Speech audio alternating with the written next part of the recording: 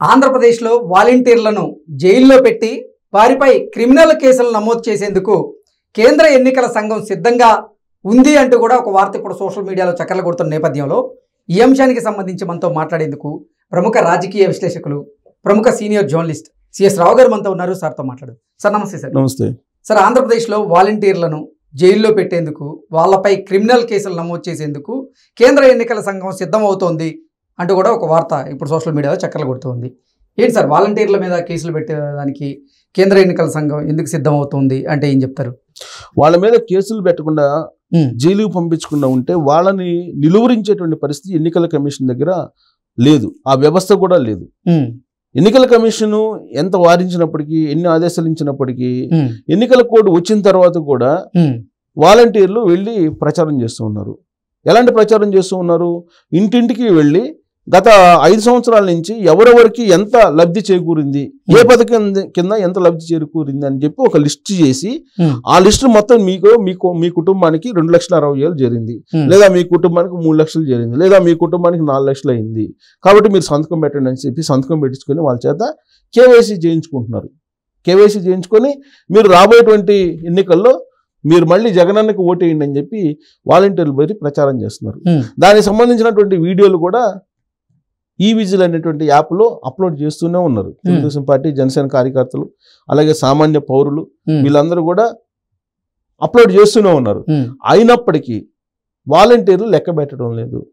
దానికి కారణం ఏంటంటే, ఇప్పుడు మామూలుగా సచివాలయ సిబ్బంది, వార్డు గ్రామ సచివాలయాల సిబ్బంది అంటే ప్రభుత్వ ఉద్యోగులు, శాలరీస్ తీసుకుంటున్నారు. కాబట్టి వాళ్ళు ఎన్నికల కోడ్ పరిధిలోకి వస్తారు.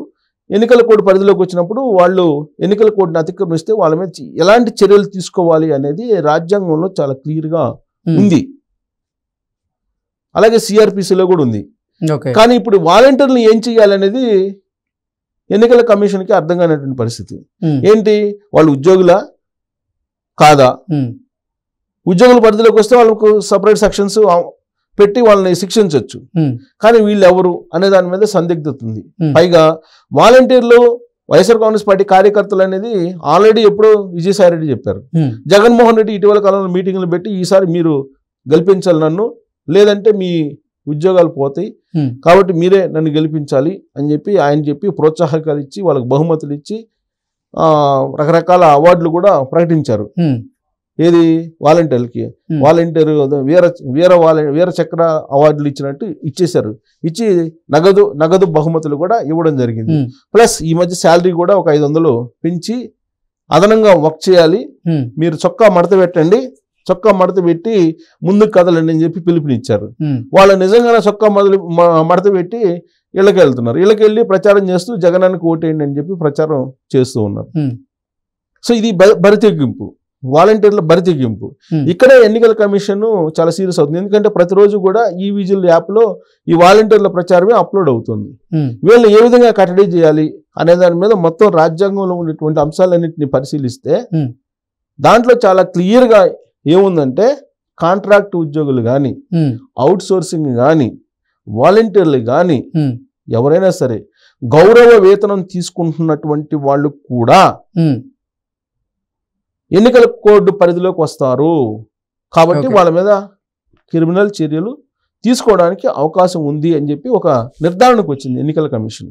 నిర్ధారణకు వచ్చి సెక్షన్లన్నీ వెతికారు. వెతికిన తర్వాత ఏ సెక్షన్ల కింద వీళ్ళని నియంత్రించవచ్చు, ఏ సెక్షన్లో వీళ్ళ మీద పెట్టచ్చు సిఆర్పిసి ప్రకారం అనేది నిర్ధారించిన తర్వాత ప్రజా ప్రాతినిధ్య చట్టం ఏం చెప్తోంది అనేది, ఈ ప్రజా ప్రాతినిధ్య చట్టం ప్రకారం సెక్షన్ 123 ప్రకారం ఇది నేరం, ఎన్నికల్లో అక్రమాలకు పాల్పడటం అనేది.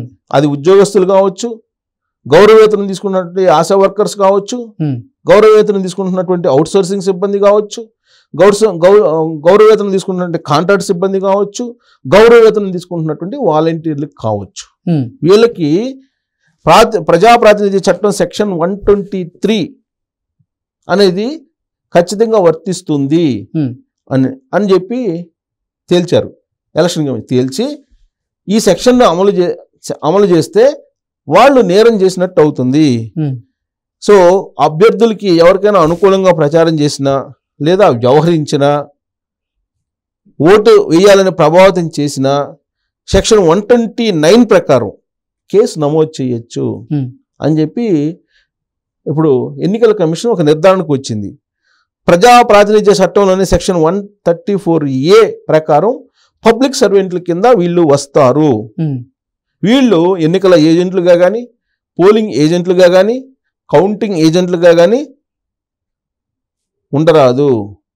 వీళ్ళందరూ కూడా వాలంటీర్లకు అందరికి కూడా ఈ సెక్షన్స్ వర్తిస్తాయి అని చెప్పి సెక్షన్స్ కూడా ఐడెంటిఫై చేశారు. సో వీటిని కనుక ఉల్లంఘిస్తే కేసు నమోదు చేసి క్రిమినల్ కేసులు పెట్టి ఐపీసీ సెక్షన్ 171F ప్రకారం 171F ప్రకారం ఎన్నికల్లో ప్రభావితం చేశారని చెప్పేసి వీళ్ళ మీద కేసు పెడితే అది ఒక నేరం కింద వస్తుంది, శిక్షార్హమైన నేరం. దీని కింద గరిష్టంగా 1 ఏడాది జైలు, 1 ఏడాది జైలు శిక్ష ప్లస్ జరిమానా ఉంటుంది, లేదా రెండు కూడా విధించవచ్చు. 1 ఏడాది జైలు లేదా జరిమానా లేదా రెండు విధించేటువంటి అవకాశం ఉంది ఐపీసీ సెక్షన్ 171F ప్రకారం అనేది ఎలక్షన్ కమిషన్ తేల్చేసింది. సో ఇక నుంచి వాలంటీర్లకి ఇది వర్తింపజేసి కేసులు పెట్టి కొంతమందినైనా సరే జైల్లో పెట్టకపోతే ఈ వాలంటీర్ వ్యవస్థ అనేది ఆపలేము, జగన్మోహన్ రెడ్డి ప్రైవేట్ సైన్యంలాగా వ్యవహరిస్తుందని చెప్పి కేంద్ర ఎన్నికల కమిషనే భావిస్తుంది. సో అంటే ఫస్ట్ ఏమో ప్రజా ప్రాతినిధ్య చట్టం ప్రకారం వీళ్ళు అసలు ఏ పరిధిలోకి వస్తారనేది ముందు అధ్యయనం చేశారు. అధ్యయనం చేసి ఈ ప్రజా ప్రాతినిధ్య చట్టం సెక్షన్ 123, 129, 134A వీటన్నిటి ప్రకారం వాళ్ళు ప్రజాప్రతినిధి చట్టం పరిధిలోకి ఉద్యోగులు ఏదైతే వస్తారో అదే విధంగా వాలంటీర్లు కూడా వస్తారు, గౌరవవేతనం తీసుకుంటారు. కాబట్టి వీళ్ళు పరోక్షంగానైనా ప్రత్యక్షంగానైనా అభ్యర్థులకు ప్రచారం చేస్తే కనుక CrPC criminal act CrPC 171F ప్రకారం వీళ్ళ మీద కేసులు పెట్టి 1 సంవత్సరం పాటు జైలు శిక్ష, జరిమానా లేదా ఈ రెండైనా ఏపించవచ్చు అని చెప్పి ఒక నిర్ధారణకి ఎన్నికల కమిషన్ వచ్చింది. కాబట్టి ఇక నుంచి అయినా సరే వాలంటీర్లు గనక చొక్కా దించేసి మడవకుండా వాళ్ళ పట్టికి వాళ్ళు ఉంటే సరే, లేదంటే ఖచ్చితంగా క్రిమినల్ కేసులు పెట్టి వాళ్ళని జైలుకు పంపించాలి. ఎన్నికల నిబంధనలు ఉల్లంఘిస్తే అధికారుల మీద ఎలా శాఖాపరమైనటువంటి చర్యలు లేదా చట్టపరమైన చర్యలు, క్రిమినల్ చర్యలు తీసుకుంటారో అదే తరహాలో వాలంటీర్ల మీద కూడా తీసుకోవడానికి అవకాశం ఉందని చెప్పి తేల్చేసింది ఎన్నికల కమిషన్. సో ఇక నుంచి ఈ వాలంటీర్లు గనక వైఎస్ఆర్ కాంగ్రెస్ పార్టీ తరఫు నుంచి ఇంటింటికి వెళ్ళి ప్రచారం కనుక చేస్తే వీళ్ళ మీద కేసులు పెట్టడంతో పాటు జైలు శిక్ష కూడా విధించేటువంటి అవకాశం ఉంది.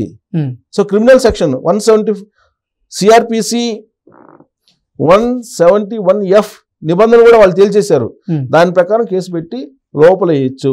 వాలంటీర్లు చొక్కా మడత పెడితే కేంద్ర ఎన్నికల సంఘం కుర్చీ మడత పెడుతుంది అంటూ కూడా ఒక వార్త వస్తుంది. అంతే, వాలంటీర్లు చొక్కా మడత పెడితే వీళ్ళ కుర్చీ మడత పెట్టి జైలుకు పంపించడం ఖాయం. అది తప్ప మరో మార్గం లేదని చెప్పి ఎన్నికల కమిషన్ నిర్ధారించుకుంది. ఎందుకంటే దాదాపు ప్రతి 50 ఏళ్లకు ఒక వాలంటీర్ ఉన్నాడు. వాళ్ళని అడ్డుకోవాలంటే ఎన్నికల కమిషన్ వల్ల కావట్లేదు. వాళ్ళేమో ఆల్రెడీ ఎన్నికల కమిషన్ చెప్పినప్పటికి కూడా ఇంకొక వైపు వైఎస్ఆర్ కాంగ్రెస్ పార్టీకి సంబంధించినటువంటి లీడర్లు ఏమో వాళ్ళ వైపు నుంచి ప్రచారం చేయించుకోవడానికి వాళ్ళు తీసుకెళ్తున్నారు. వాళ్ళనేమో నిర్మూలించలేకపోతున్నారు.